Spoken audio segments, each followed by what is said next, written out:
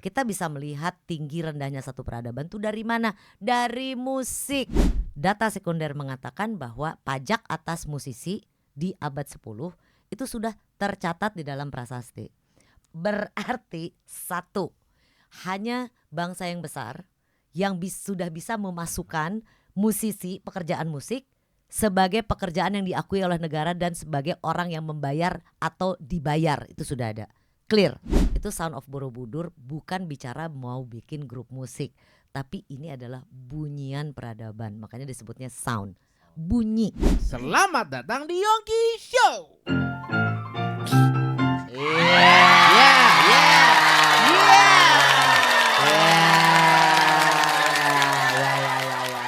Selamat ulang tahun buat Yongki Show yang ketiga. Iya. Masih kecil. Masih kecil. Oh, Kecil banget lah. wah bintang tamu belum di present udah ngomong duluan. Nggak apa-apa lah ya. Enggak, itu ngingetin. Woi, belum ada apa-apa, masih kecil. Iya. Benar. Dibanding pengalamannya dia yang sudah 40 tahun yang lebih tua dari gua sudah ya. Dengan teknik vokal yang bagus, badan yang masih terawat, nggak kayak badan gue. Gitu ya. Sejak kapan lu ngerawat badan? Ya. Gak pernah gua ngelihat, kagak pernah. Alright, gimana Alright. bang? Sehat dong. Sehat lah. Gimana? Dunia perjob-joban gimana? Ya biasa, Januari bro. Oh, masih kena sisa dari tahun-tahun lalu ya? Januari biasa lah, apalagi nanti Maret. Ya, gimana? Maret juga nanti bulan puasa. Bulan Lebaran. puasa.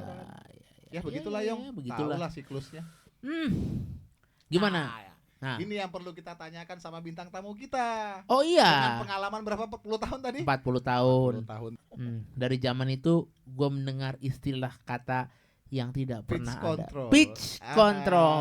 Gue Anda tahu tahu. arah tebakan lo kemana. Ah. Tahu gue pitch Jadi udah tahu control. semua ya. Tahu semua. Siapa fenomena pitch control yang ada di TV? Kita sambut saja Tri Utami.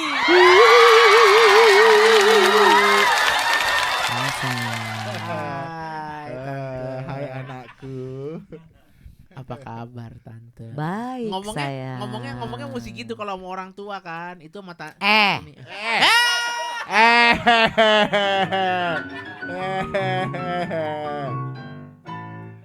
Belum apa-apa kalian udah main angka ya. Enggak, aku enggak ya. Itu urusan dia itu. Tante I, gimana? Apa Apanya? kabar? Sehat-sehat ya Tante ya? Sehat. Aduh, terima kasih di tengah kesibukannya yang masih berkarya terus mau datang ke Yongki Show. Bang, gimana Bang? Tante ini juga udah sering yo. Kapan? Jadi, ya tahun berapa tuh ya Tante ya? 2002, 2003 gitu lah. Oh iya. Belum apa-apa yang kayak. Dia nyanyi atau ngapain? Nyanyi. Enggak. Woi, lu Gua beres-beres bayangin- kabel. Lu bayangin Nah, doi nyanyi. Ya kalau udah iringan orkestra kan ya pasti nggak mungkin ecek-ecek lah. Iya. Nggak mungkin lu nyanyi begitu di situ. Semua tertib. Kita Begitu kulik tuh nih. gimana? Susah Nyanyi ikut begitu tuh Tante nih. gimana? Ya, Supaya susah ada saya. perbedaan antara begitu dengan begini. Ayo kita bahas. Oke. Ayo kita bahas. Ayo kita bahas gimana tuh Tante. Ayo coba. Ah, Nyanyi begitu itu ah. yang disebutkan tadi bisa jadi adalah mungkin untuk orang-orang yang memang tidak terbiasa pada disiplin-disiplin musik. Gitu. Ya kan? Karena musik itu ada disiplinnya. Siapa Ya. bilang musik itu ngawur? Ben- Main musik tuh nggak boleh cuman main di A, Oh. diawur maksudnya. Diaur. Gitu. Kadang-kadang Iya kan? diasu. Iya kan? Gitu. Jadi musik itu adalah bagian dari disiplin. Iya. Ini anak kan contoh yang nggak disiplin kan dia nih. Oh. Ini Terkadang nah, begitu. iya terkadang kan? begitu. Ini contoh yang nggak disiplin tuh dia nih, gitu kan? Kita begitu. janjiannya lagu apa? Ah. Jadinya lagu apa? Gitu. Kita janjiannya kadang-kadang oke, temponya segini. Dia ganti tengah jalan. Ya kan itu biasa mengetes kan ya, mengetes. Lu Tapi- ngetes siapa? Yang ngetes semuanya Gila. ya. Ada Tapi istilah di tes gila. lu. Nah, kan ketahuan kan? Gila. Pan, ketahuan kan? Gila. Catat ya, catat ya. Kalau lu ngetes hati-hati sama nih anak. Ya kan gitu, dia kayak penilik sekolah. Gitu, datang ngetes kayak penilik sekolah. Berarti tante itu ini ya, dia ada di dua dunia ya, selalu pakai istilah gua. Dunia sekolah ayo yang akademis, mau dunia jalanan juga ayo. Nah itu gimana sih Tan, maksudnya mulai dari depannya itu gimana sih? Apakah tante langsung mulai sekolah baru jalanan atau gimana? Apakah dari keluarga juga bermusik atau gimana sih Tan dari awalnya? Kalau musik jelas sekolah. Ya, sekolah Oh. musik. Sekolah musik itu dulu kalau di kan tante kan di Bandung ya. Di Bandung itu dulu pada zaman tante kecil, masih kecil juga sih sekarang. Maksudnya masih muda. Masih usianya di bawah 5 tahun. Oke, Ya. harus jelas sama anak-anak ini ya. Ya. Gitu. Gak boleh yang multitafsir. Oke. Jadi waktu tante Ii masih berusia di bawah 5 tahun. Itu yang nggak ada ya sekolah musik resmi, institusi atau lembaga pendidikan musik resmi di Bandung nggak ada. Tapi Bandung itu punya banyak sekali guru-guru piano klasik dulu, termasuk orang-orang bule, kebanyakan orang Eropa yang tinggal di Bandung, ya, yang tinggal di Bandung. Salah satu yang paling terkenal itu adalah Alphonse Bekalel namanya, itu orang Hungaria. Suaranya enak ya Bang ya? Intonasinya bagus banget. Bagus banget. Yong, lu tuh harusnya konsentrasinya ke topik. Topik. Tapi gue juga denger topiknya. Guru-guru piano klasik ada yang orang Eropa yang tinggal di Bandung. Gue denger orang-orang Hungaria, orang Belanda. Iya, oke. Nggak ada Belanda. Nggak ada kesebut Belanda sama sekali dari tadi. Belanda masih jauh. Masih jauh jenderal. Ya kan, Eropa lain udah deket, ya kan gitu. Jadi Terus? ada orang Itali ya, Reitz Rino, terus udah gitu. Nah, waktu itu memang kami satu keluarga itu semuanya main piano klasik, ya. Kakak yang pertama Mas Purwa sama ada kakakku perempuan di tengah namanya Mbak Tea. Mereka berdua kan bedanya 7 tahun ya sama Mbak Tea. Beda 8 tahun sama Mas Purwa. Jadi aku umur 3 tahun itu selalu nganter setiap minggu, nganter Mbak Tea sama Mas Purwa les piano di tempatnya Alphonse Bekalel. Jadi dari kecil kan kami memang tumbuh besar dari musik. Bangun tidur tuh bapak sudah pasang plat. Plat itu piringan hitam atau hari ini kerennya disebut vinyl. Oke. Semua lagu itu dimainkan dari mulai Glenn Miller, terus kemudian sampai Lata Mangeshkar, lagu India klasik, ya. Jadi kami tuh hidupnya dari mulai bangun tidur sampai mau tidur itu memang musik gitu ya. Sehingga musik klasik dan musik-musik tradisi buat kami bukan hal yang baru, nggak aneh gitu ya. Jadi kami tumbuh dengan ritme yang dan bunyi-bunyian yang bagus ya untuk direkam di bawah sadar. Nah waktu itu karena Mbak Tea sama Mas Purwa punya jadwal 1 jam. 1 jam latihan di rumah itu 1 jam Mas Purwa, 1 jam Mbak Tea. Jadi kan aku lihat, kemudian aku mulailah ikut belajar sampai kemudian bisa udah sampai bisa tuh, ya kan, sampai bisa. Nanti kamu mainin kita nyanyiin ya sayang. Tunggu dulu. Ya. Enggak, gue cuma gini doang. Tunggu dulu ya, tunggu dulu. Biar ceritanya selesai, setelah itu baru kita main, ya. Oke. Kurang disiplin tante. Itu dia makanya. Payah ini. Ada rotan nggak? Ada rotan nggak? Biar Sampai satu waktu pas nganterin Mbak Tea selesai, Mas Purwa selesai, keluar dari ruang karena Alphonse Bekalel tuh punya piano, ada ruang pianonya 12 ke belakang, rumahnya besar sekali. Keluarlah masing-masing. Terus aku ngomong, masih umur 3 tahun. Om, aku bilang gitu. Ii dong, udah bisa main piano gitu. Oh ya, dia bilang gitu, coba masuk. Jadi dia cuma bisa main itu sih. Sama cincang babi.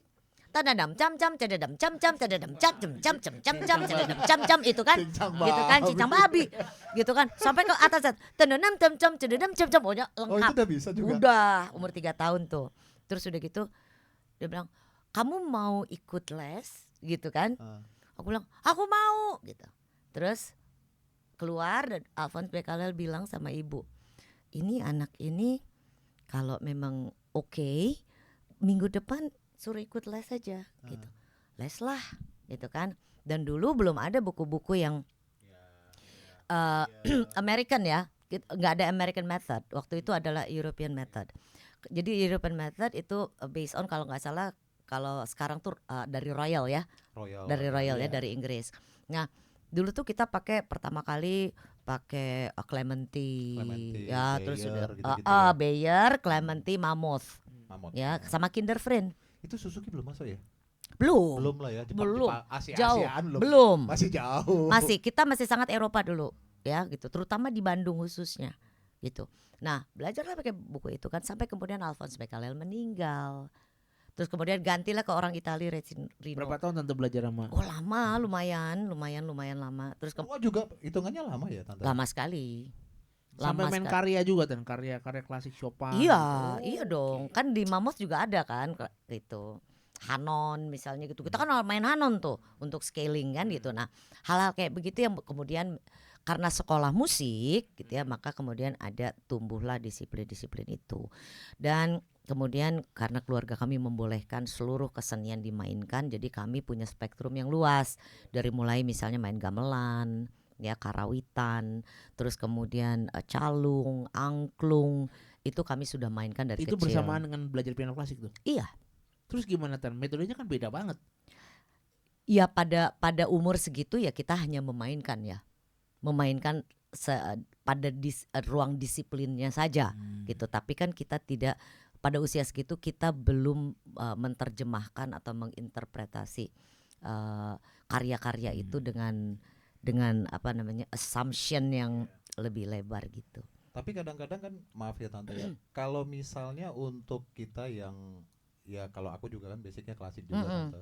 Jadi kalau misalnya kita sebagai orang yang punya basic klasik, ketika ketemu dengan tradisi, kendalanya itu biasanya, ini dari kacamata aku ya Tante ya, mungkin pemain atau guru yang hebat di klasik itu di tradisi itu jago mainnya, main gamelannya jago, tapi kadang-kadang susah untuk menjelaskan si teori ilmunya itu ke kita. Yes. Sementara kan kita kan dengan disiplin yang udah ini lu mainnya begini, ini artinya segini, ini dimainkan dengan seberapa, kan gitu udah jelas. Nah sementara kan kadang-kadang kalau untuk apalagi di zamannya Tante itu ya, itu kan untuk menjelaskannya, apakah di situ nggak ada pergejolakan itu Tante? Oke. Jadi kan sebetulnya gini, mulanya juga kan musik klasik yang kita sebut sebagai musik klasik kan juga tidak diteorikan. Ya kan, hanya dimainkan saja, aja, dimainkan, disepakati sebagai bunyian bersama, gitu. Nah, kemudian supaya bisa diajarkan, maka orang membuat teori atas praktek-praktek itu, ya kan? Konsensus lagi kan bahwa ini adalah ini, konsensus dong, bahwa kesepakatan ut re mi fa sol la ti itu kemudian disepakati sebagai tangga nada. Kemudian pada zaman modern ketika musik kemudian ada terhubung dengan teknologi, disepakati juga 4/4 ya. Ya kan, seluruh dunia konsensus supaya apa? Memudahkan, supaya kita bisa bermain bersama ketika kita berhubungan dengan alat-alat musik yang kita sebut bernada. Dan kemudian bisa memainkan tangga nada. Tangga nada itu kemudian menjadi 12 gitu kan. Itu kan kesepakatan. Itu yang terjadi di barat. Ya, karena pertumbuhan musik di barat ruangnya membutuhkan itu. Gitu kan. Ketika kemudian melebar menjadi sebuah orkestra misalnya, ada simfonik, kemudian ada simfonik, ada filharmonik gitu ya. Ya itu membutuhkan kesepakatan lah, nggak mungkin. Harus ada kesepakatan karena memang ruangannya membutuhkan itu. Tetapi ketika kita bicara pada musik tradisi, terutama timur, ceritanya nggak sama. Beda karena bentang budayanya beda gitu. Nah, bentang budaya inilah yang melahirkan perbedaan-perbedaan. Karena bentang budaya itu didasari oleh bentang alam, gitu. Bentang ekologi, ya bentang ekologi dulu. Bentang alamnya seperti apa, bentang hidupnya seperti apa. Itulah yang akan mempengaruhi segala produk budaya yang muncul. Apakah berupa alat musik, bunyian-bunyiannya, ritmenya, itu kan sesuai dengan situasi hidupnya. Berarti seniman yang ada di Asia, yang di Timur tidak konsensus. Konsensusnya bisa jadi sangat lokal.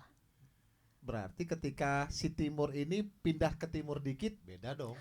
Karena tradisi itu berbeda. Iya. Ya kan, setiap tradisi, kan kita bicara bentang budaya nih. Bentang budaya yang ada misalnya di Jogja sama di Solo, itu bunyinya udah lain gitu ya. Iya. Bunyinya beda banget karena karakter orangnya aja beda. Gitu. Sejarah yang mengikatnya juga beda, sehingga kemudian muncullah dinamika-dinamika yang berbeda, termasuk pada tarian, pada kostum, pada perkembangan musik, itu pun berbeda. Berarti semakin daerahnya beda, berarti kesepakatannya beda dong. Makanya kenapa gamelan ya, kita bicara Timur ya, yang kita gampang ikuti. Misalnya yang kita sebut hari ini sebagai gamelan atau karawitan gitu. Itu kan juga akhirnya melakukan kesepakatan ketika itu harus diajarkan. Kita harus punya bahasa yang sama untuk mengajarkan sesuatu kepada orang lain gitu. Kalau di Jawa Barat kemudian keluarlah Daminatilada, itu kan Dalatina Hamida, itu kan keluarlah itu. Itu gitu. Menjadi kesepakatannya. Itu menjadi kesepakatan supaya terus kemudian oke, ini bisa diajarkan dengan lebih mudah. Padahal yang namanya salendro dengan pelok itu adalah dua laras yang sangat berbeda. Salendro di Jogja, gamelan salendro di Solo, salendro di Bali, di Banyuwangi itu udah lain-lain. Keluar situ Bondo ada pengurangan ini nih. Itulah dinamika budaya dan produk budaya gitu. Maka kadang-kadang kesepakatannya juga menjadi sangat lokal. Setiap gamelan walaupun sama salendro, tetapi tone-nya bisa jadi berbeda satu set dengan set yang lain. Iya, betul. Gitu. Kita nggak bisa tuh pinjem bonang misalnya gitu ya. Kita udah main nih. Oke, gua bawa saron ya. Gampang lah katanya, nanti di Bulgaria bonangnya ada katanya di embassy. Begitu tung gitu. Lain. Gitu. Walaupun kelihatannya sama tapi tone-nya lain, ketebalannya dan si pembuatnya dan lain-lain. Itu beda. Kaya gitu. banget ya, buset ya. Ini Tante udah tahu ini berarti sudah dibiasakan sama orang tua dari kecil atau gimana Tante? Ya karena kan gini, by the time perjalanan kalau orang mau belajar itu kan selalu kita akan, kalau kita mengafirmasikan membuka diri selebar mungkin, maka kita akan bertemu dengan dunia gitu. Kalau kita mau membuka pikiran, maka kita juga akan bertemu dengan banyak pengetahuan dan pengalaman gitu. Yong, gokil. Tuh. Berarti Tante itu jadi banyak itu tahu nggak tadi yang barusan diomongin? Jauh-jauh lah jalan-jalan. Mainnya makanya harus kebilang mainnya kurang jauh ya. Iya, kalau ngobrol harus lebih banyak orang, main harus lebih jauh. Kalau ngopi harus lebih sering. Sedap. Sedap. Kekinian sekali ya si Tante ini ya. Boleh. Berarti Tante I udah terbiasa dengan dua budaya dari kecil dong, budaya musik timur sama budaya musik barat. Ya karena Tante I kan nari tradisional juga. Oh iya. Iya, jadi tempo tradisi itu bukan hal yang baru dari kecil gitu. Hidup di dua dunia benar. Yang satu kupingnya sangat disiplin barat, ya disiplin barat banget nih. Gak boleh gini, gak boleh gitu, harus gini, tight begini. You play what you read. Gak boleh keluar dari yang namanya tulisan itu. Terus, jadi aku gak boleh menginterpretasi ini gua pelanin dikit misalnya gitu kan, bagian ini boleh nggak pelan gitu, nggak boleh harus gitu. Sementara di sisi yang lain tumbuh dengan bunyian-bunyian yang kalau orang Jawa bilang ngeng, ada ngengnya. Sementara di sini bicara tentang ketepatan tempo, yang sini temponya suka-suka. Berarti ada temponya tapi nggak pernah harus sama gitu. Berarti kaya banget Tante I, maksudnya satu main musik dengan moodnya bebas, satu main musiknya moodnya disiplin banget. Iya. Itu dari zaman Tante I SD berarti belajar gitu. Iya. Wow. Terus keren ya. Wah gila sih. Terus dan ini nanti pasti masalah berikutnya, aku akan lompat dikit ya Tante ya. Ketika Tante masuk ke industri, pasti ada juga tuh nanti apa namanya ya, gejolak-gejolak itu tadi kali ya. Tapi pada tingkat tertentu ketika kita menerima musik sudah sebagai ruang bermain, ya kan? Cair aja itu semua. Semua kita akan terlepas dari bicara teknik. wow. Iya ya. Iya. Kadang-kadang gini, kalau kita bongkar satu lagu misalnya, dalam satu lagu tuh ada berapa teknik sih? Bagian sini tekniknya gini, bagian udah nggak perlu lagi kan sebetulnya. Udah, kita main aja pada titik tertentu. Kadang-kadang vals pun, gitu ya. Enak kalau valsnya tepat. Di waktu yang tepat, ya betul. Ya kan, kalau valsnya tepat, orang nggak mungkin presisi, apalagi suara manusia, nggak mungkin presisi. Ini guru pitch control yang ngomong loh. Tapi emang iya kan. Gitu. Tapi ya nggak vals dari depan sampai belakang. Gitu kan? Kalau Kalau itu kan nggak bisa nyanyi, Mak. Udahlah stop, berhenti, berkaca, sadar diri. Makanya kenapa kalau gue bilang kalau ada orang gitu, pertanyaanku kan ini, kamu nggak punya keinginan lain gitu nggak? Kamu punya bakat yang lain nggak sih gitu? Mendingan mungkin halus ya, gitu. Kamu punya cita-cita yang lain nggak sih? Kamu punya hobi yang lain? Mungkin lari gitu kan, main sepeda gitu. Ya kan? Mumpung kamu masih belum terlalu jauh berjalan, maksudnya gitu. Terus Tante dari sebagai pianis, belajar piano klasik, terus ke vokal gimana Tan? Sebenarnya kan karena kesenian itu bagian dari kehidupan sehari-hari, maka secara simultan kami itu nyanyi juga di rumah, gitu kan. Main musik udah jelas ya sebagai main course. Yang les beneran itu ya main piano kan gitu. Tapi nyanyi, nari, main gamelan, angklung, main kecapi gitu, itu adalah bagian dari. Artinya di rumah itu berkesenian banget ya Tante ya. Kami boleh melakukan apa saja asal positif. Gitu aja.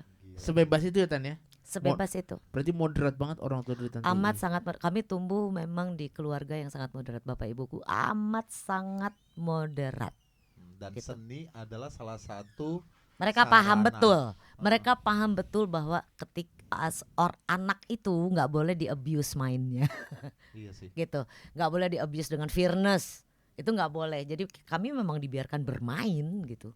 Bermainlah sebanyak-banyaknya. Seni buat aman ya Tante ya? Ya? Seni buat aman ya. Maksudnya buat sebagai orang tua juga ngelihat anak kalau udah berkesenian, pure lu main seni, pure lu berkesenian, itu kayak ngerasa aman kali ya.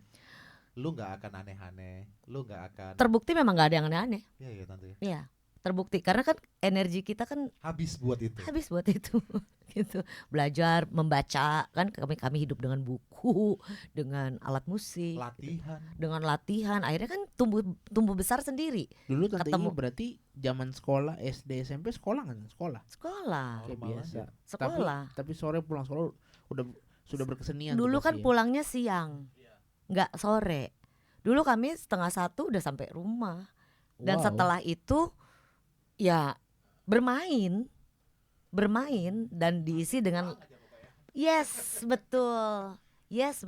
Jadi kami bermain, les, mengisi dengan les ini, les itu, les ini, les itu, selalu ekstrakurikulernya banyak jadinya gitu. Dari yang main klasik terus ke ngeband itu ada susah nggak Tan? Maksudnya dari ya nggak ada lah kan ketika mau masuk remaja kan kita akan mendengar musik-musik yang lain, mulai denger radio gitu kan, mulai beli kaset lah dulu kan, beli inilah beli itu kan, kita mulai denger yang lain.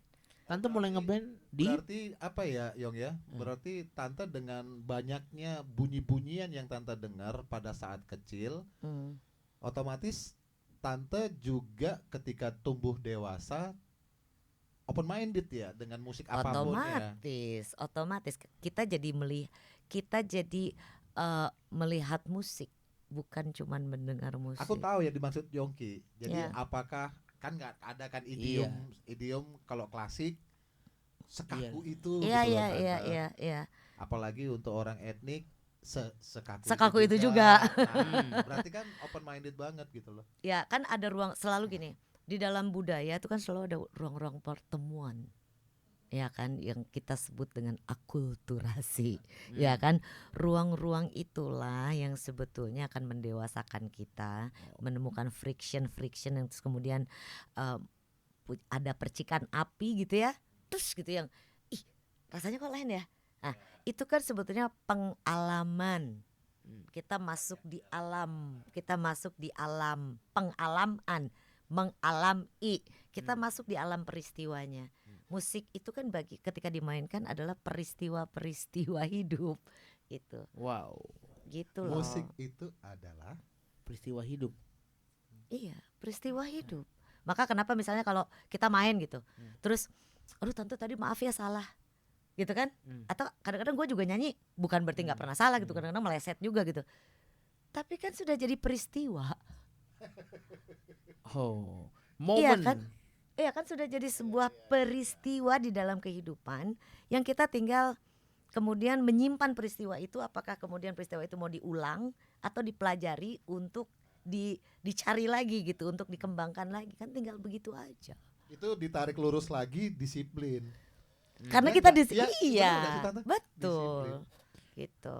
Akhirnya Tante I, nah dari Tante tadi musik klasik, musik tradisional, terus mulai merambah dunia pop tuh gimana caranya Tante? Itu kan alamnya beda lagi tuh. I don't even know pop itu yang kayak apa. Hah? I don't even know. Kalau kamu tanya ini musik pop ya, I don't know. No, sampai hari ini. Oh gitu. Buatku musik adalah musik itself. Kemudian kita membangun ruang-ruang bernama genre. Ya kan, bernama genre gitu. Sebetulnya it's a kind of style. Style ya. Style sebetulnya gitu loh. Karena kemudian kita jazz itu has to be begini ya, nggak boleh enggak gitu. Klasik harus gini ya, nggak boleh enggak, padahal sebetulnya ada ruang-ruang pertemuan yang berkelindan.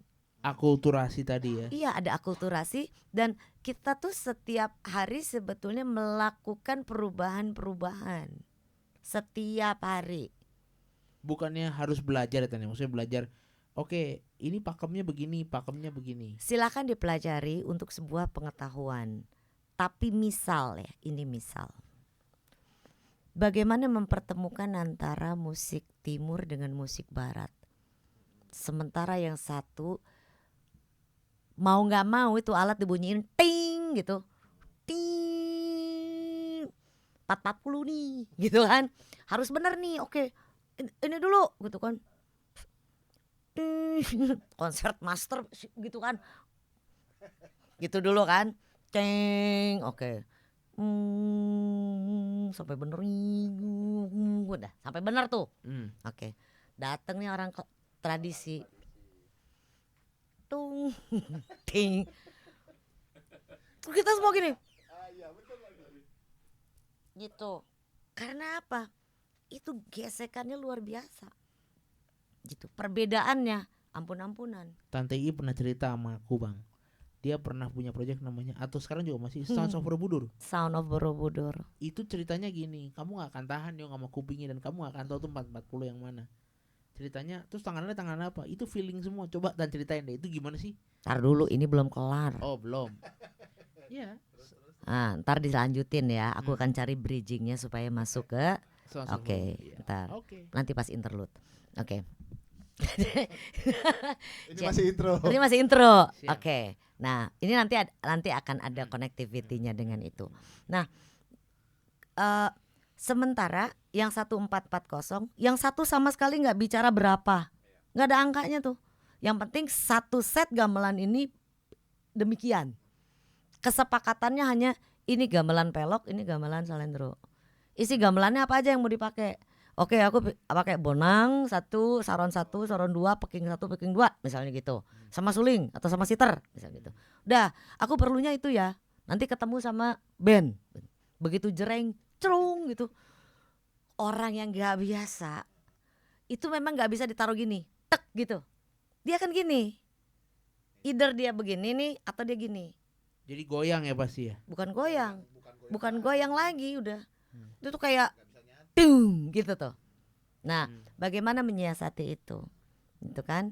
Maka kemudian terjadilah pikiran-pikiran atas bentuk komposisi untuk mempertemukan antara timur dan barat itu, gitu loh.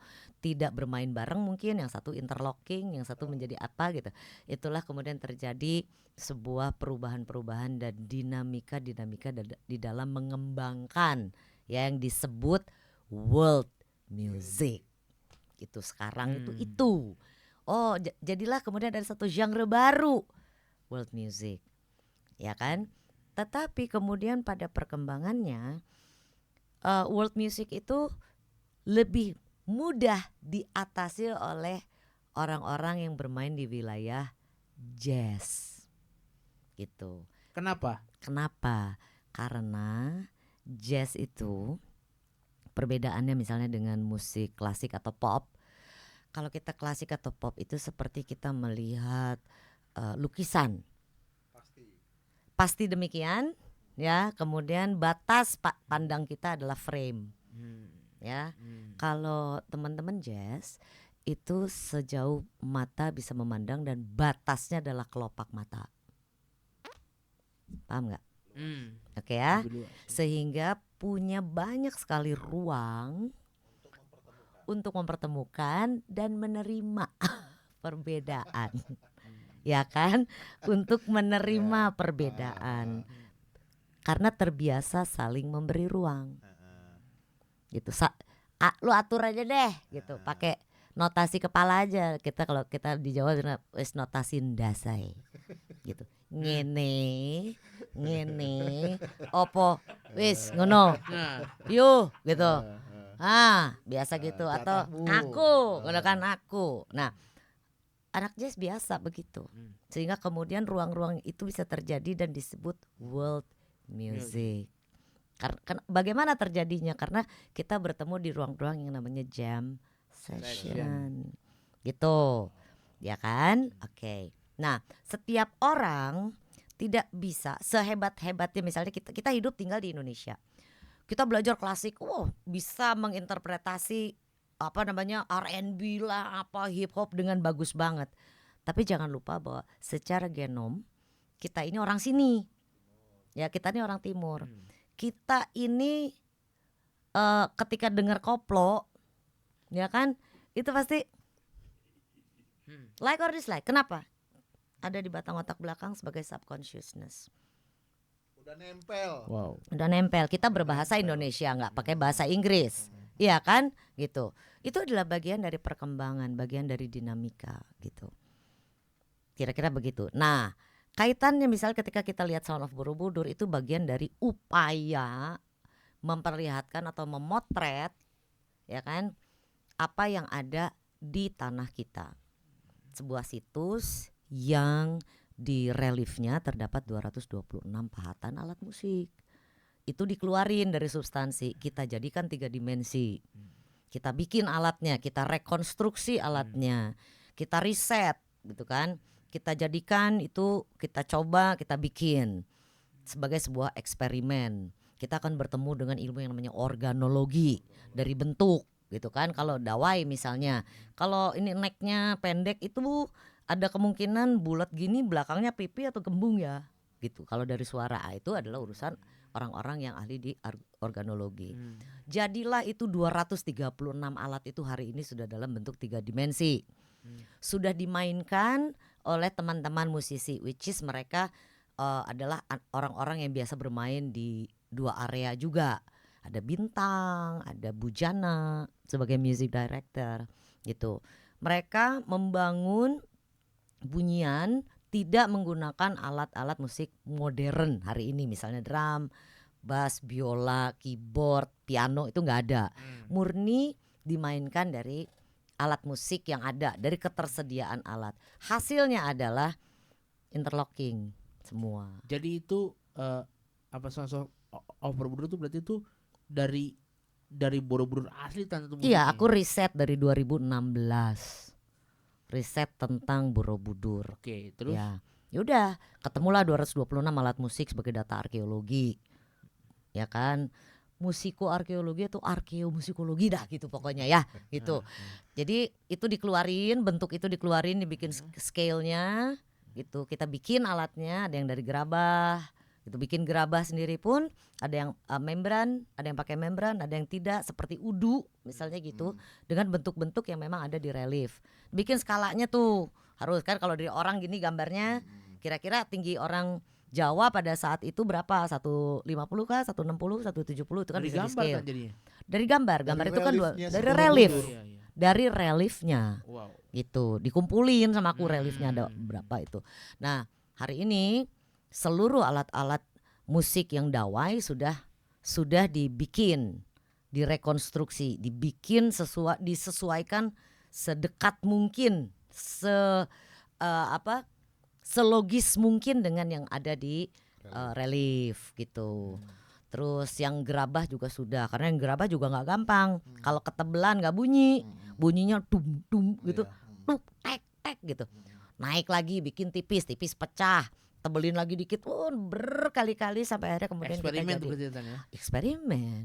Wow. Karena kan kita nggak ada datanya, data sekundernya kan prasasti. Terus begitu dibunyiin pertama kali berdasarkan relief yang ada, apa rasanya tuh? Kalau relief kan kita tidak diwarisi dengan bunyi. Makanya kadang-kadang orang nanya, emang lu yakin? Ya kan?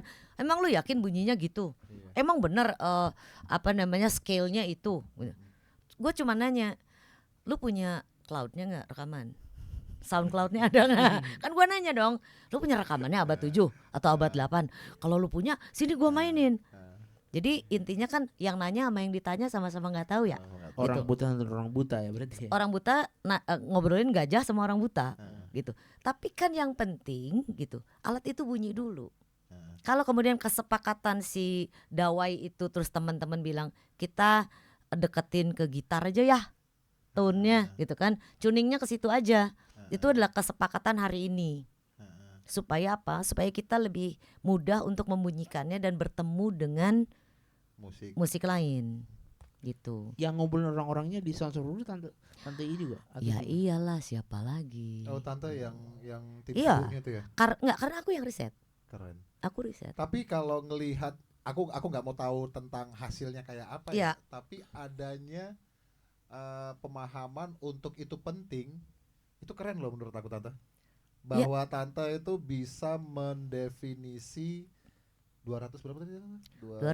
226 instrumen yang ada di relief Borobudur, terus dicoba untuk diaplikasikan. Yang jadi masalah kan sebenarnya misalnya kayak gini, tante dawa yang kayak tante bilang tadi gitu. Itu kan senar nggak? Pasti nggak kelihatan. Ada yang kelihatan. Ada, untuk data arkeologi sebetulnya ada, karena dikelompokkan, ada yang mulai dari 1 senar, 2 senar, 3 senar, 4 senar. Ada. Dan ada yang fret. Sudah ada yang fretted ya. Fretted berarti fretted. Udah ada fretnya maksudnya? Sudah ada fretnya.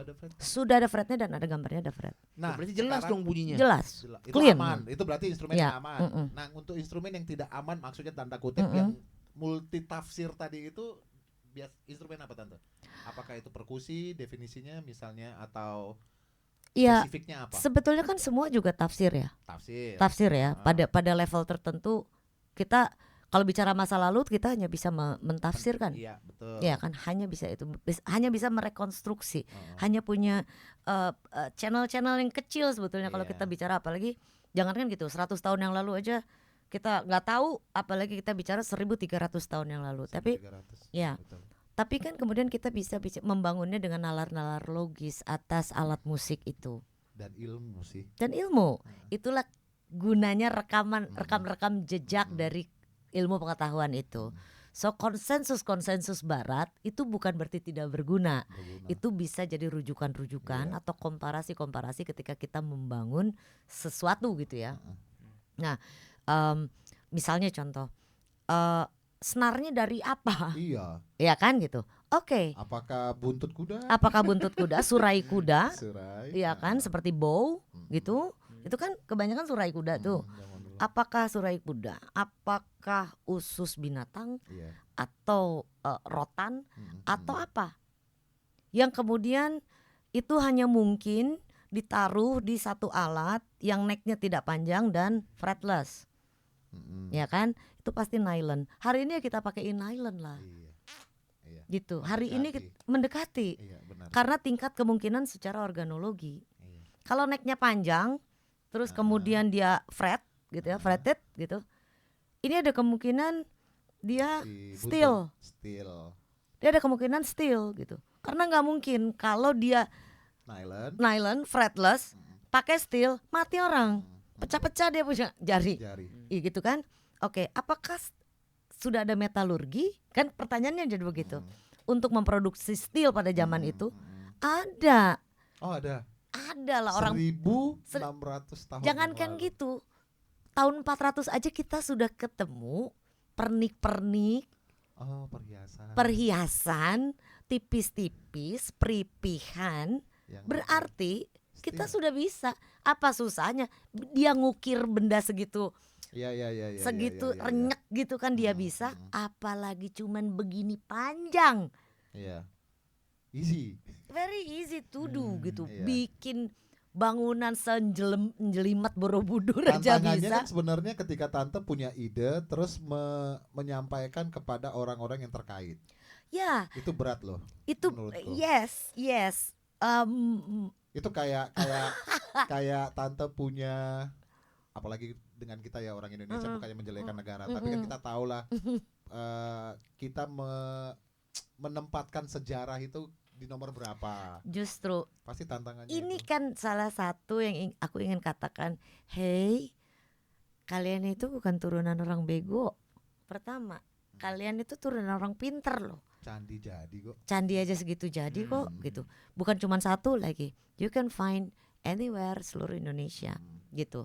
So lihatlah peradaban dengan benar, dengan perspektif yang benar. Bukan sudut pandang ya. Karena kalau sudut pandang lu makanya kalau mandang jangan dari sudut. Main di sudut-sudut mulu. Sudut pandang. Makanya pandangan lu kecil, soalnya lu nyudut mulu. Makanya lihatlah dengan lebih lebar, dengan perspektif yang lebih tepat. Sehingga nampaklah yang namanya peradaban itu seperti apa. Kita bisa melihat tinggi rendahnya satu peradaban itu dari mana? Dari musik. Betul. Setuju. Gitu. Kalau di dalam satu panel relief sudah ada orang bermain musik bareng, ensemble dengan empat alat. Bukan 4 alat. Ada kordofonnya ada, membranofonnya ada, ideofonnya ada, dan aerofonnya ada, dan ensemble. Berarti gila, berarti kan sudah ada komposisi. Ya kan, kalau udah bermain bersama berarti ada kesepakatan atas komposisi. Kalau ada komposisi berarti ada komposer. Kalau sudah bermain bersama berarti ada aransemen. Kalau ada aransemen berarti ada arranger, berarti ada ekosistem. Data sekunder mengatakan bahwa pajak atas musisi di abad 10 itu sudah tercatat di dalam prasasti. Pajak musisi berarti satu, hanya bangsa yang besar yang sudah bisa memasukkan musisi pekerjaan musik sebagai pekerjaan yang diakui oleh negara dan sebagai orang yang membayar atau dibayar, itu sudah ada. Clear bangsa kita itu. Ya. Kedua, kalau sudah bicara tentang pajak berarti administrasi negara itu benar. Berarti negara itu sangat teratur. Sudahlah, kita itu ada yang mau gua katakan tuh sebenarnya dari Sound of Borobudur itu bukan perkara bikin grup musik. Gitu. Ini sudut pandang ini. Ya kan? Jangan sudut aja. Maka lihat dengan lebih lebar gitu tentang peradaban ini. Aku membangun dengan teman-teman itu Sound of Borobudur bukan bicara mau bikin grup musik, tapi ini adalah bunyian peradaban. Makanya disebutnya sound. Bunyi. Bukan musik atau song, tapi bunyi peradaban. Yang namanya musik itu kembali pada interpretasi. Inilah interpretasi Sound of Borobudur melalui alat-alat musik yang ada di relief. Kalau orang lain punya interpretasi yang berbeda, dalam musik itu sangat syah. Betul. Jadi ini bukan kebenaran absolut. Gitu aja. Musik itu nggak ada yang absolut. Wow, moderat banget nanti ternyata ya. Berarti bukan sekedar salah atau benar ya. Pada titik tertentu kita nggak bicara salah. Kalau kita lagi masih belajar, mecel itu salah. ya. Tapi pada level tertentu, ketika kita bicara seni, kita nggak bicara soal benar salah. Kita bicara tentang bagaimana kita membangun peristiwa-peristiwa kehidupan melalui kesenian. Wow. Nah, aku masih penasaran sama yang itu tadi Tante, yang relief. Iya. Menarik sih. 260 instrumen. 226. 226 instrumen. Nah, itu ditemukan enggak bahwa dari relief itu ada bermain ensemble? Ada. Justru karena ada tadi kan aku bilang. Bukan cuma satu relief lagi. Ada banyak panel relief yang ensemble. Dan di relief itu ditemukan juga beberapa instrumen ada di dalam. Lengkap. Gokil. Kor nanti aku dilihat ya. Kordofon itu ada 17 model. Wow. Dawai. Dan semuanya tidak dipakai di Jawa. Dan semua Nggak ada. Nggak ada. Dimana? Kita akan dawai begini mana ada di Jawa? Nggak ada. Nggak ada. Nggak ada. Hanya yang ada tuh tersisa rebab, ya kan? Arab, berarti Zazira. Ya kan? Rebab. Dan kemudian kita pakai bow, ya kan? Kita gesek. Gitu. Gesek nggak ada, tapi kan itu kemungkinan perkembangan. Itu berarti kayak erhu-nya Cina itu ya? Iya. Iya. Jadi kita kan bisa lihat di situ misalnya gitar hari ini, gitar juga bermacam-macam bentuknya, ya kan? Les Paul sama Gibson, Fender udah lain bentuknya gitu. Tetapi sistemnya sama.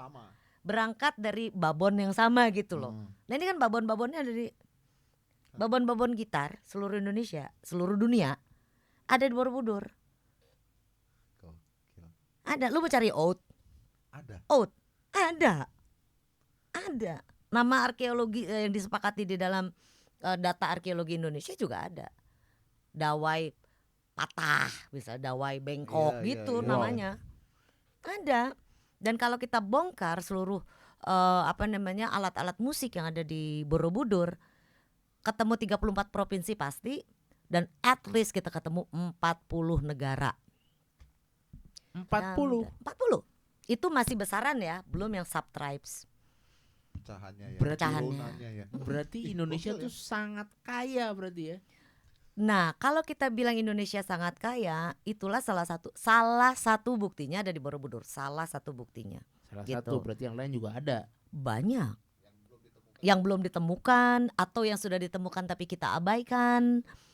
Ada yang sudah jelas di depan mata tapi kita stigma jelek misalnya. Tante, ini berapa lama untuk search dan ngulik ini?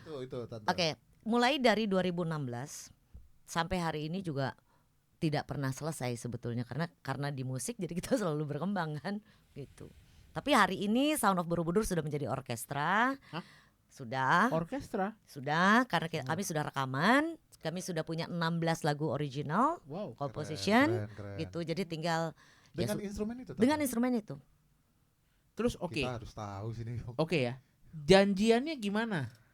Kesepakatannya konsensusnya adalah gini, aku menghubungi teman-teman ya. Jadi gini, aku membiarkan teman-teman musisi untuk menginterpretasi karena itu sudah wilayahnya mereka, gitu kan. Mereka yang kemudian bersepakat, ini tune-nya mau diapain nih? Ngobrol lah mereka. Oh gini aja nih, dicun satu-satu. Oh yang 3 senar ini dicatetin satu. Jadi semuanya tuh full tahapannya tuh panjang sekali ya. Sampai akhirnya terus kemudian oke, yang ini gini. Ya, aku meminta teman-teman yang professional musician. Yang aku minta. Mereka yang ketika mereka pegang kendang itu udah bunyi di tangan dia gitu. Dan benar bunyinya. Misalnya kayak aku minta untuk udu yang modelnya udu gerabah, aku minta Iwan Wiras. Gitu kan. Wah Iwan, tolong dong gini. Begitu Iwan yang tak gitu, tungtang gitu. Jadi tuh banyak. Barang tuh jadi, masuk tuh barang gitu kan. Ketika pakai kendangnya kendang apa? Ya itu gerabah tadi. Ya ada gerabah, aduh banyak model kendang banyak banget. Banyak. Membranofon lengkap. Lu mau lihat Tifa? Damaru ada. Mau yang diginiin, mau yang diginiin. Itu ada enggak Tante? Apa? Aku lompat-lompat ya. Sekarang menarik gue. Kayak harpa ada enggak? Ada. Serius Tante? Ada. Nah, kalau nama abad 8-nya apa? Yang kayak harpa Winarawana Hasta.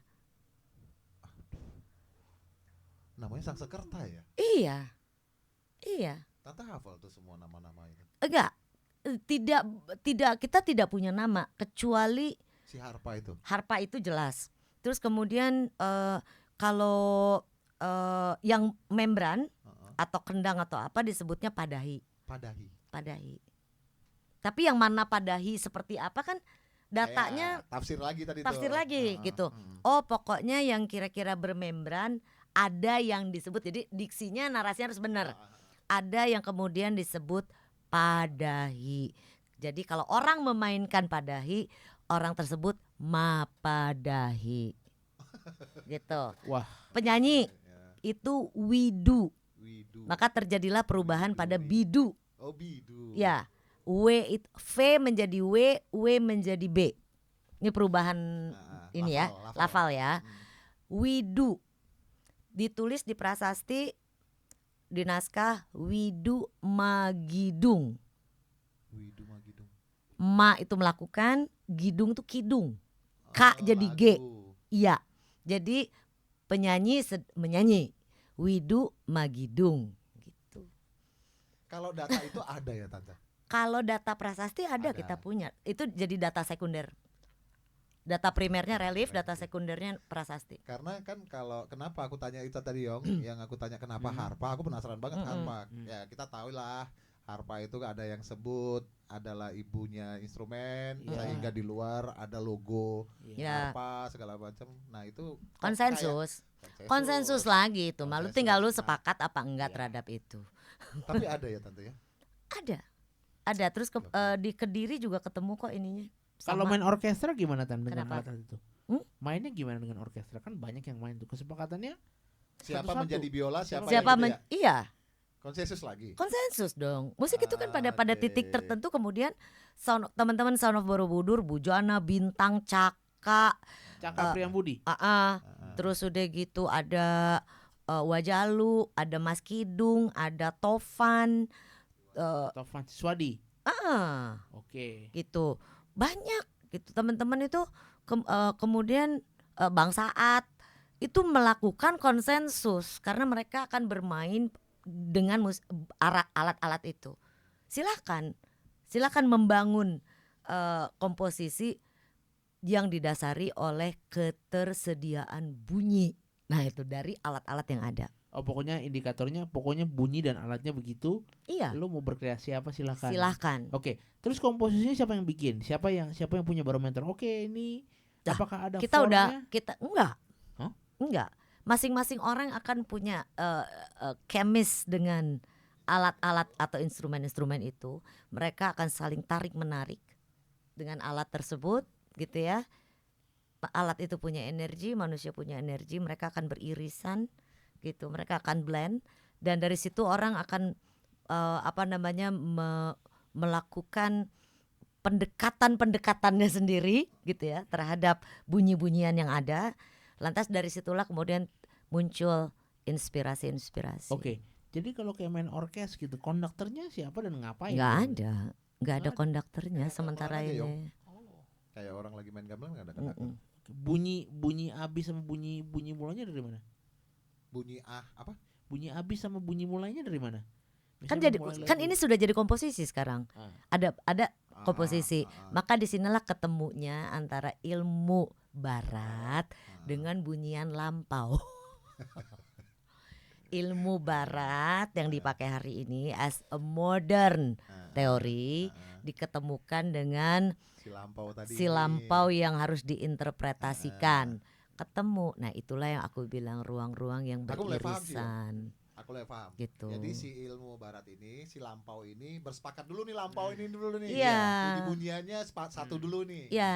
Bersepakat, terus komposisi dibuat lah. Nah, sekarang pertanyaannya Tante, ketika buat itu ditemukan nggak dari kayak Om Dewa, Om apa segala macam yang terlibat bahwa ada satu instrumen.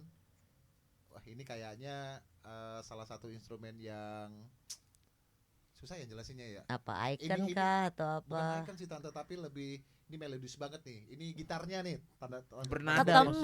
Ketemu kan dari chordofon itu kalau udah fret itu kan pasti akan ketemu melodi. Itu namanya apa tuh Tante? Instrumen apa itu?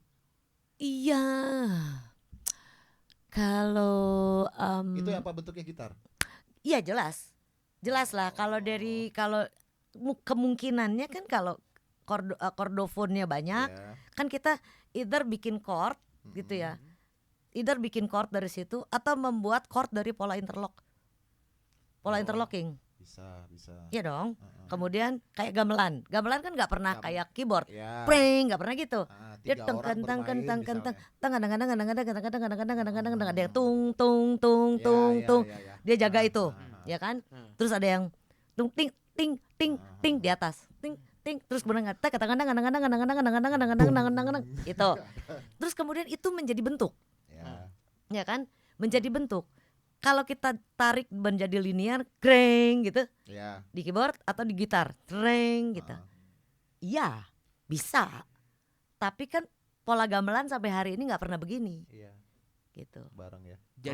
Jadi pasti caranya beda, tapi akan ketemu kesimpulan dan akhir yang bisa ada kesimpulannya gitu berarti ya Tan ya. Kesimpulannya kan selalu sementara kalau musik. Berkembang soalnya ya. Karena musik itu adalah produk budaya. Budaya itu sifatnya dinamis, tidak pernah statis. Gitu. Itu kan, dan itulah yang terjadi di musik tradisi. Tadi balik lagi. Betul. Terjadi di musik tradisi. Dan kalau di dunia musik yang kita sebut modern atau berasal dari barat, kita ketemunya di jazz. Gitu. Ketemu kan sekarang? Ketemu kan pembicaraan tadi dari sana ke sini, ke sana ke sini. Kesimpulannya apa sih? Selalu terjadi ruang-ruang pertemuan.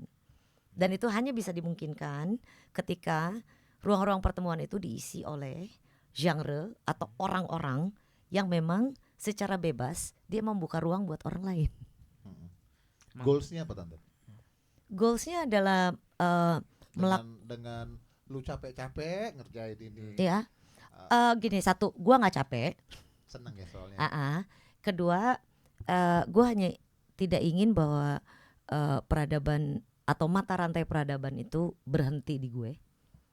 Gue harus menyambungkannya kembali supaya nanti bisa diteruskan lagi oleh generasi selanjutnya. Iya kan? Nah, ini kan adalah bagian-bagian yang terangkai di dalam mata rantai itu gitu loh. Kalau seandainya leluhur kita dulu tidak membangun Borobudur, maka Borobudur tidak pernah ada untuk kita pelajari. Betul. Ya kan? Gue cuman nyambungin doang. Gue bukan yang bikin Borobudur. Gue cuman menyambungkan doang hanya satu aspek saja dari yang ada di Borobudur. Aspek kecil saja dari seluruh pengetahuan yang ada di big repository data yang namanya Borobudur itu, gitu kan? Sehingga nanti kalau ini harus diserahkan ya, maraton ya, gitu ya, kepada orang lain gitu, atau kepada generasi selanjutnya, barang ini udah bener. Gue nggak mau jadi leluhur afkiran yang nggak ngapa-ngapain gitu ya. Gue ingin bahwa gue sudah melakukan sesuatu sekecil apapun itu, seremeh apapun itu, tapi paling tidak ada yang gue serahkan kepada masa depan. Itu doang. Ada yang gue serahkan pada masa depan ya. Tongkat estafet ya kan? Larinya maraton lagi, nggak bisa sprint. Iya, nggak bisa sprint. Kalau sprint begini habis tenaga di tengah jalan. Jadi gue maraton aja. Kapan harus gue berhenti? Misalnya pos 1 gue berhenti aja dulu, hibernasi gitu, nggak ada masalah. Itu juga mungkin yang gue bilang, mungkin kalau aku boleh mundur, ini kebalik pembicaraannya. Mungkin dari Sons of Borobudur kalau mau dijadiin bunyi kontemporer mungkin akan jadi seperti Krakatau Etno, mungkin begitu ya. I don't know, nggak tahu aku. Karena kan bunyi modern Krakatau kan ada bunyi ya itu pertemuan juga. Krakatau itu adalah format Krakatau yang cukup format yang cukup berhasil kita bertemu di tengah-tengah karena alat musik modernnya yang dicun ke alat-alat salendro yang kita bawa ya, gitu, yang kita pakai, sehingga terbalik. Toleransinya dibalik, betul. Ruang toleransinya lebih diberikan kepada etnik ketimbang etnik menjadi etnik memaksakan dirinya hadir di sela-sela untuk nempel. Keyboardnya Om Dwiki tidak 440. Ya, micro tuning. Jadi kalau lu C gini gitu bunyinya. Gitu. Ikutin mereka berarti ya. Oh iya. Nah, apakah kalau aku balik, apakah pemain-pemain tradisional itu terbuka dengan gaya barat yang dengan kan kalau pemain tradisional kan biasanya minim Enggak juga. apa Tergantung teori? bagaimana kita membangun komunikasi di awal dan saling membuka ruang. Ketika kita misalnya melakukan diskusi dulu ya gitu tentang kita mau ketemu di mana. Lu jalan dari sana ke sini, gua jalan dari sebelah sana ke sini. Kita ketemu di sini ya gitu. Jadi kayak Krakatau Etno, Mas Jaduk gitu ya. Itu melakukan banyak sekali eksplorasi dan eksperimen tentang ruang-ruang pertemuannya yang sebetulnya. Oh, malah ruang pertemuannya yang dieksplorasi. Iya, ruang pertemuannya. Yang aku tahu juga mulai stemnya untuk aku tahu juga gitu. Jadi attitude kita tetap ngeband, attitude-nya ngeband, bukan attitude tradisi. Attitude-nya ngeband gitu. Misalnya ceng kececak ceng itu tuh barat banget gitu. Tapi pada laras Salendro. Oke. Gitu. Jadi attitude-nya kita di atas panggung, attitude-nya barat. Gitu. Apakah tidak bisa doing a blues dengan bisa gitu. Attitude barat tetapi memakai laras. Gitu. Ketemu tuh di tengah. Nggak maksa gitu. Etnik itu tidak kita jadikan bros kalau di baju gitu, tapi kita jadikan bagian dari pola. Oh, polasi baju. Berarti bukan cuman penambah ya. Bukan. Tapi bagian. Dia bukan aksesoris. Iya karena memang sejauh ini paling banyak terjadi kan mereka, maaf ya tante ya, kalau yang itu lu nanti ngambil interlude aja deh. Ya. Atau koda doang atau intro. Udah aman. Udah aman, selesai aja. Nah, gitu. kalau ini enggak ya, memang enggak. pola ya. Dia adalah bagian dari pola. Okay. Yang aku pernah nonton Krakatau Etno, Kua Etnika, itu begitu juga kan? Iya, aku ada di dua-duanya kan. Iya. Oh iya, tante ini ada dua-duanya nih. Wah, nggak nyangka tante ya? ngundang tante ke sini. Ya? Bahasannya malah ke sini ya. Tapi kalau buat aku pribadi aku jadi terima kasih banget loh tante. Aku jadi paham tante. Aku nggak tahu loh. Aku udah 1000 kali mungkin ke Borobudur. Aku tahu di situ tuh ada instrumen, tapi mungkin nggak sedetail tante kali ya. Ini instrumen apa? Tapi main alat musik cuman gitu doang. Ya ada ratusan di situ. Di seluruh Borobudur ya, dari mulai Karmayu Bangga, Gandayu, Lalita Wistara, seluruh itu banyak alat musik. Pemerintah harus lebih woro-woro sih. Gue rasanya langsung pengen telepon. Lu ngomong apa? Halo negara. Iya. Bisa bicara dengan pemimpin negara ini? Gitu. Iya. Kok hal-hal yang penting-penting kayak gini. Ayolah please lah gitu loh. Ayolah please lah. Dan ini pertama ya dikumandangkan di Yongki Show ya begini-begini. Pertama loh. Kita bahas budaya ini pertama. Aku kaget. Nah, dan ini membuktikan bahwa Tante I juga bukan hanya penyanyi, dia juga budayawan dan dia juga dosen. Bang begini. Sudahlah kita stop bahas pitch control itu udah. Sekarang ini tante kita sekarang udah budayawan, bro. Keren. Semua orang itu adalah budayawan. Ya. Karena setiap orang, setiap manusia itu adalah makhluk budaya, makhluk sosial dan makhluk spiritual. Gitu. Keren. Tapi gila ya, kita ngundang Tante itu pikirannya, tante di ini jadi juri di sini pitch control apa. Wah, itu hari ini skripnya beda jauh. Dibelokannya jauh sama Tante ya? Gila, iya loh. Karena menarik. Lu mulanya, lu tadi bahas soal Borobudur, jadi gua juga oke, menarik juga nih. Soal Borobudur tuh emang keren. Emang aku pernah dilihat dikasih dengar komposisi sama Tante I, keren banget. Kalau enggak, sebelum lu dikasih tahu itu, dikasih bunyi-bunyian itu, lu kira itu instrumen barat enggak? Ayo jujur lo. Gua kira barat apa enggak? Instrumen yang keluar di telinga lo. Seperti barat itu. Wah, udah keren dong. Seperti barat, tapi bunyinya loh.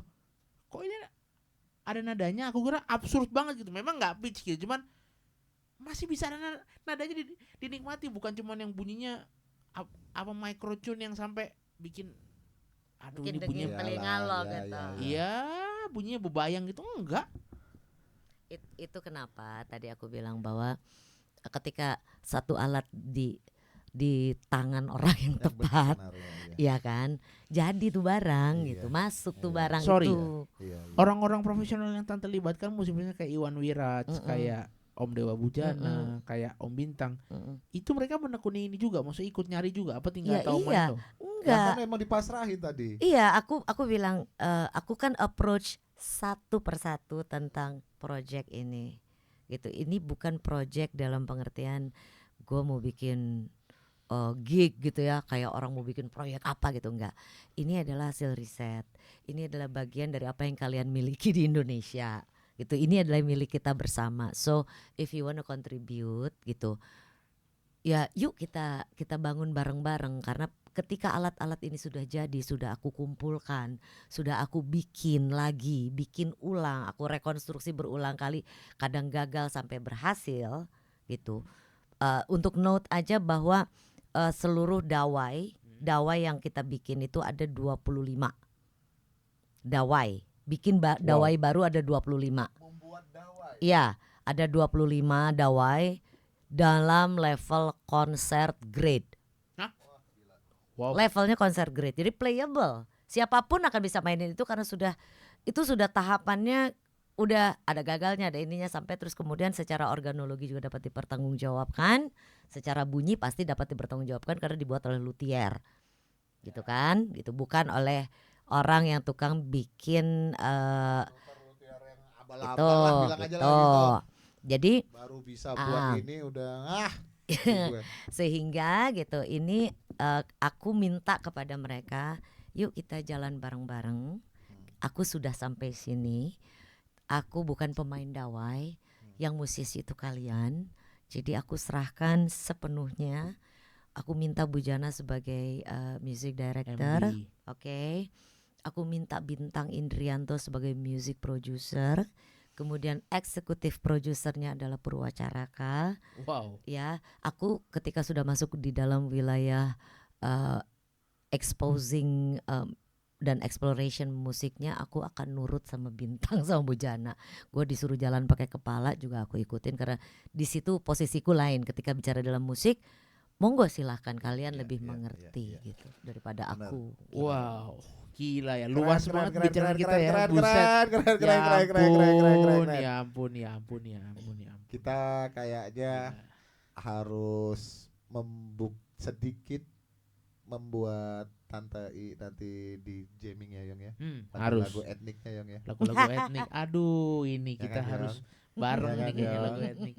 So, gua sangat tidak menyangka teman-teman Yongki Show bisa menghadirkan penyanyi legenda, salah satu favorit gua namanya Tante Tri Utami, dan hari ini pembahasannya sangat berbeda, Tante. So, now teman-teman kita akan ketemu di sesi yang kedua. Aku cuma mau bilang kayak gini, ketika lu tahu seorang Tri Utami, tidak tahu tentang Tri Utami, ya udah dia itu siapa, karyanya apa, maksudnya untuk industri ya. Udah lu jalan-jalan dia yang jauh gitu loh.